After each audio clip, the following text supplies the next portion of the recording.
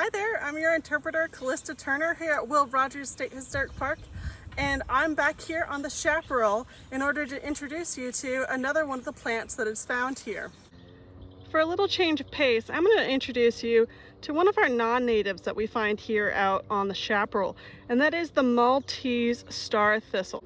Maltese is in the thistle family, but unlike some of our native ones, this one has really bad effects on the chaparral here. There are two very similar types of invasive species of thistle here in California, and those two are star thistle and Maltese thistle.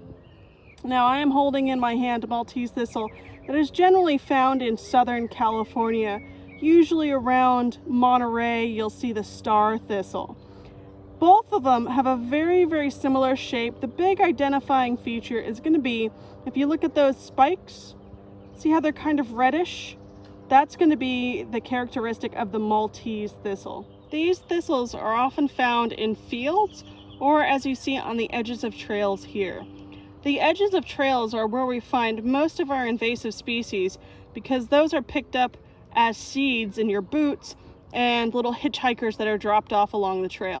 This Maltese thistle was most likely introduced when hay and grain was brought over to California by the Spanish, and it was brought in as an additional seed mixed up in the straw and hay. Unfortunately, star thistle has found an environment that it flourishes in here in California. This becomes an issue in California because we have a lot of livestock here. In particular, horses are susceptible to developing a brain injury when they eat this. Similar to Parkinson's, this starts to destroy the horse's brain and will eventually end in death. Considering how quickly this colonizes a field and how invasive it is, that has listed this as one of the top worst weed pests in California.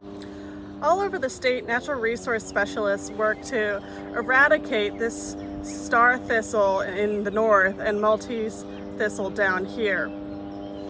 Natural resource specialists all over California work hard in order to eradicate this. You can do your part by purchasing hay that is certified free of star and Maltese thistle. You can also contact your local nurseries and make sure that when you're purchasing plants and you're planting it out in your garden, that it is not an invasive to your area.